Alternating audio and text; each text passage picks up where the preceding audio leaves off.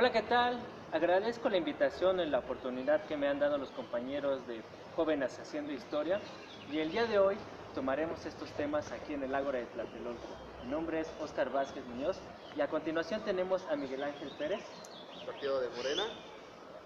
Gabriela Villanueva, Partido del Trabajo, tenemos también a Madaí Bautista del Partido de Morena. y a Uciel Medina. Encuentro social. Bueno, como hemos visto en la situación actual, México es un país que a lo largo de la historia ha tenido diferentes luchas democráticas y ha pasado por diferentes procesos políticos. Entre ellos podemos ver a grandes personajes, como es el caso de Salvador Nava, Alberto Castillo y Carlos Madrazo.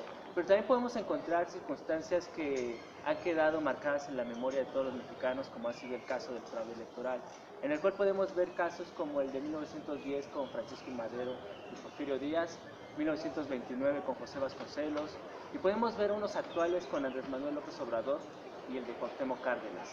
Bueno, a continuación, jóvenes compañeros, ¿qué opinan ustedes sobre eso?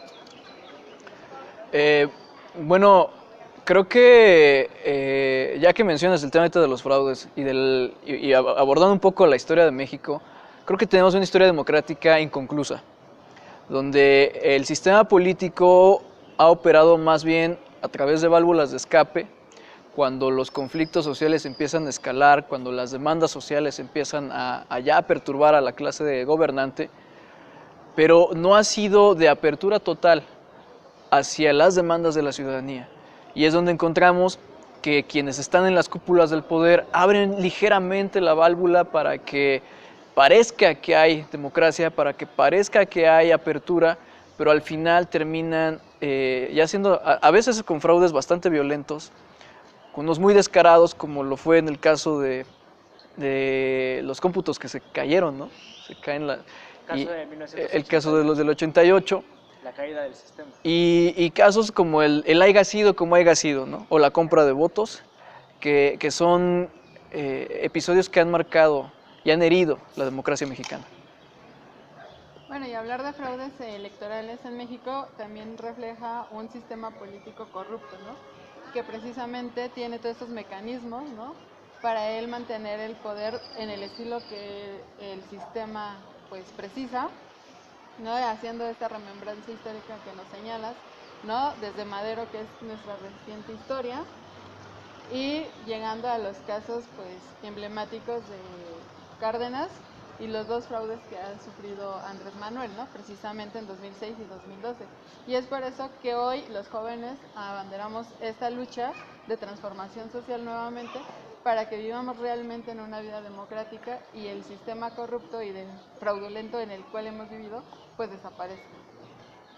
Esta construcción de supuesta democracia, como comentan los compañeros, ha herido a los ciudadanos, ha herido a México, y me parece que a final de cuentas es una salida muy rápida que el sistema, el PRI particularmente, genera para tratar de calmar estos momentos tan graves en los que se vive en la actualidad. Las acciones tan desmedidas que llevan a cabo para realizar estos fraudes, ya cayendo en compra de votos, en momentos violentos, nos deben dejar ya muy claro que no podemos continuar con este sistema, que los jóvenes vamos a ser observadores, tenemos la voz y la conciencia de hacer un cambio real en este momento histórico. En ese aspecto también agregaría que hace falta una visión ética, ¿no? De cómo ver la política práctica. Exacto. Y bueno, tu compañero. Pues en la historia de México siempre se ha escrito con sangre. Siempre ha existido muchos movimientos por un México mejor, de los cuales ha habido muchos sacrificios por la patria y por la humanidad. Es claro que los jóvenes siempre han participado en los grandes cambios. Uno de los más grandes cambios yo creo que es el que se va a hacer, en el cual los jóvenes se están uniendo para poder lograr un cambio a nivel nacional. ¿Con qué motivo? Con el que ya estamos hartos de la misma corrupción, con la gobernanza de tantos años del PRI, no solamente en la Ciudad de México, sino en todo México, el cual ha dañado a las familias y ha creado una incertidumbre a nivel nacional, en el cual es palpable uno de los mejores casos en el cual se puede ver toda esta situación es que cada quien se meta la mano a la bolsa y nos diga cómo estamos viviendo. Los jóvenes estamos encabezando esta lucha en estos momentos y al mismo tiempo es momento de hacer historia. Yo creo que es importante retomar la parte de los jóvenes en el pasado para poder ver hacia el futuro y ver que los jóvenes siempre han escalado con esta batuta.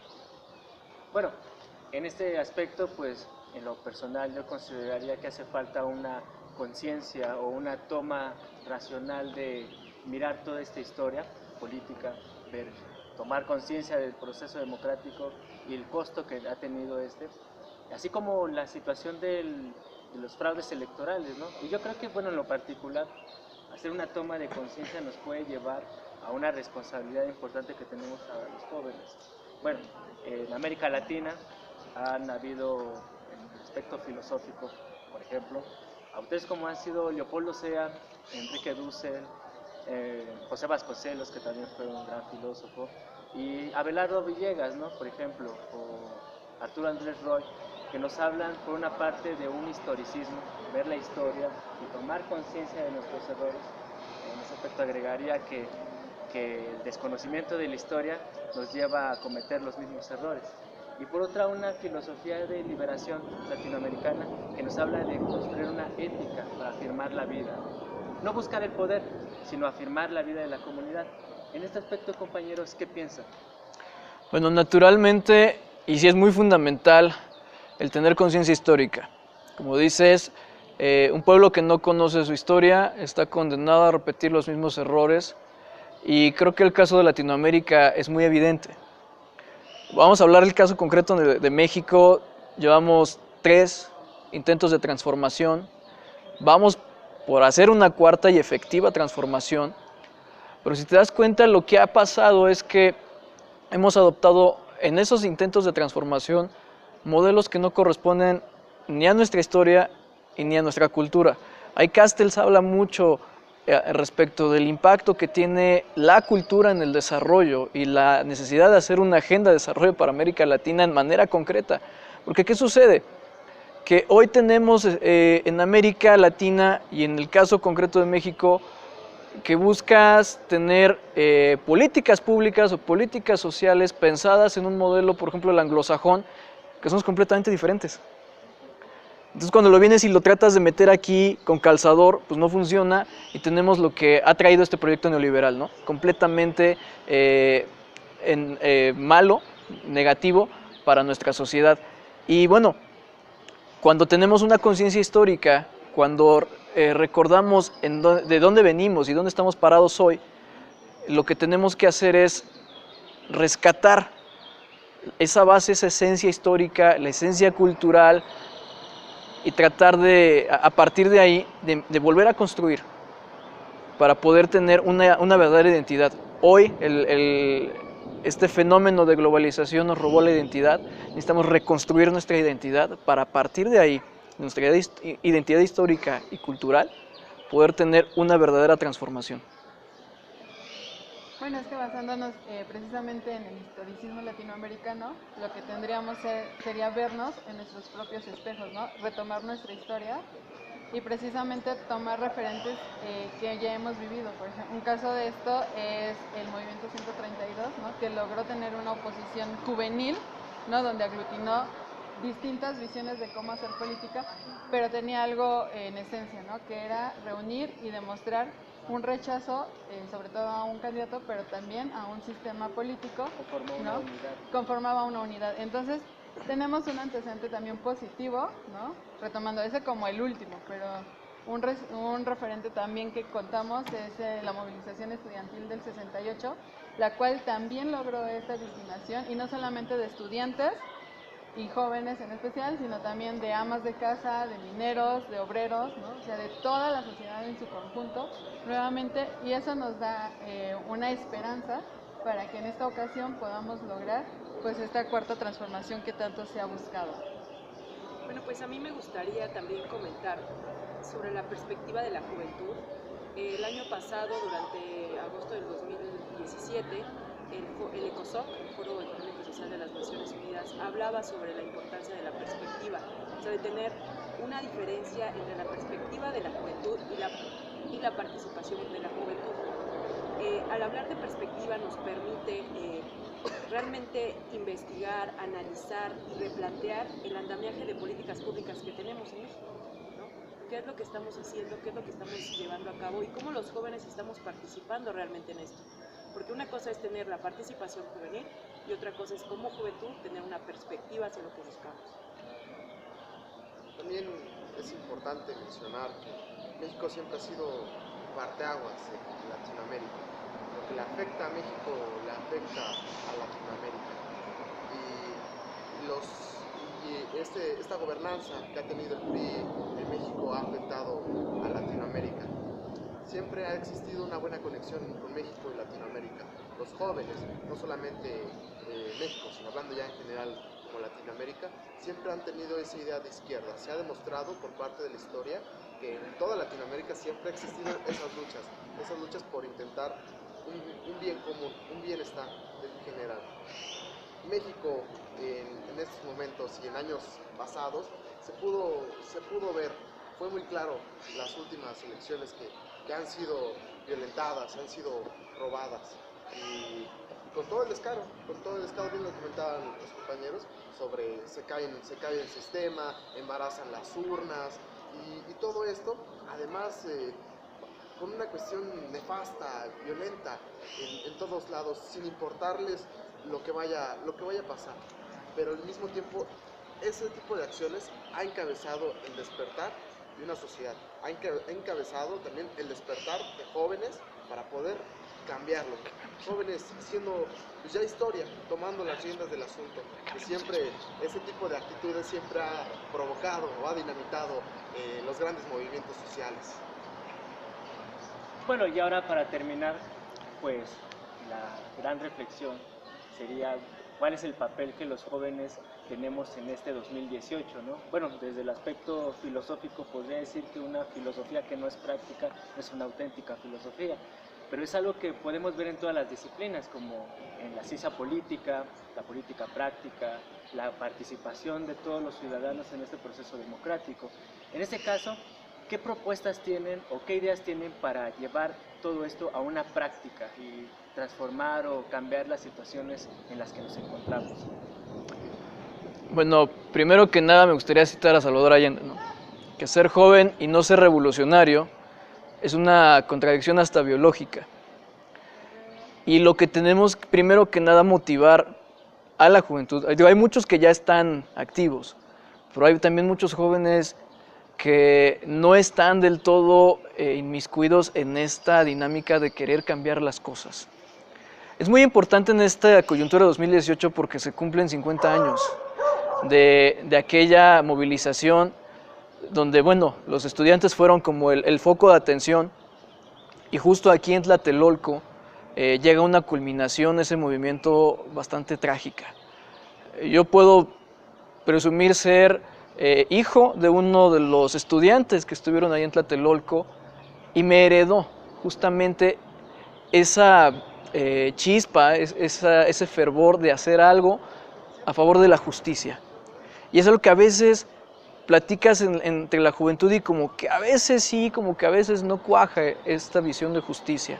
Pero también es muy importante, a 50 años de ese evento, a 6 años de la movilización de 132, muy reciente, ¿no? Lo que pasó con los amigos del Politécnico, que necesitamos también tener metas muy claras, porque a veces solo nos concentramos en la movilización, en decir en qué no estamos de acuerdo, pero a veces nos falta también el poder aterrizar ideas, y para eso también es muy importante las experiencias de los que nos han precedido. No podemos pensar solamente en que somos jóvenes y vamos a cambiar si no tenemos una interacción con las generaciones que nos han precedido. Necesitamos de la sabiduría de ellos, de las experiencias de ellos y de todo el ímpetu que traemos. Entonces es importante poder aterrizar en esa cuestión, esas ideas. Y bueno, me gustaría cerrar haciendo la invitación a todos los jóvenes a que si pudimos tomar el espacio público el 19 de septiembre para poder rescatar vidas dentro de los escombros, que no abandonemos esa dinámica, que rescatemos a nuestro país de entre los escombros de la corrupción.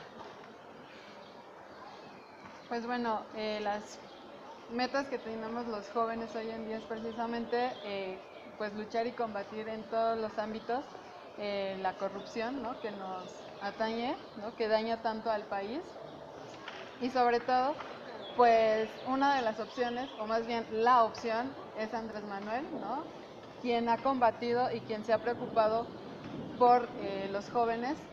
Y ejemplo de eso ha sido pues la creación de 2 instituciones educativas aquí en la Ciudad de México, ¿no? El Instituto de Educación Media Superior y la Universidad Autónoma de la Ciudad de México, ¿no? 2 instituciones educativas que nos dieron la posibilidad a muchos jóvenes dentro de esta ciudad pues de no ser rechazados y tener la oportunidad de desarrollo personal y también de aportación al país, ¿no? Porque cada joven que estudia y logra sus metas individuales pues está contribuyendo al desarrollo de nuestro país, ¿no? Entonces creo que esta es parte de la lucha, ¿no?, más allá de la lucha electoral, pues también de esta transformación social y de no olvidar este ímpetu que tenemos por el simple hecho de ser jóvenes. Bueno, a mí me gustaría concluir con que realmente los jóvenes no queremos compromisos con instituciones que realmente no nos representan. Buscamos una plataforma realmente incluyente en la política, que de igual forma no se quede en ganas de hacer algo, sino realmente comunicar de manera efectiva. Yo creo que la forma en la que los medios de comunicación llevan la información a todo el planeta y a todo nuestro país es realmente vergonzoso. Existen otros canales con los cuales nosotros podemos comunicar a la sociedad como jóvenes con verdad, con justicia y sobre todo acabar con esta corrupción que tanto daño nos hace como país. Bien, los jóvenes es el momento histórico de poder aportar ese granito de arena en la playa de la esperanza. Es importante su participación en estas elecciones, ya que van a poder definir el cambio o seguir con lo mismo, diría Andrés Manuel. Es importante que en sus colonias, en sus localidades, en sus comunidades, defendamos el voto, defendamos la conciencia, luchemos contra la ignorancia, el odio y la maldad. Solo el conocimiento, la fraternidad y el amor nos harán libres.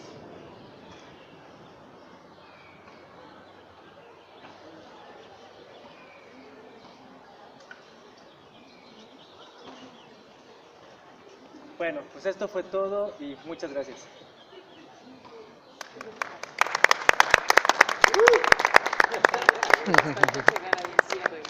Sin reggaetón. Las calles de la esperanza no son las calles de Marcelo, ¿verdad? Yo esperaba que pusieran la música de reggaetón. Nada más las que están limpias.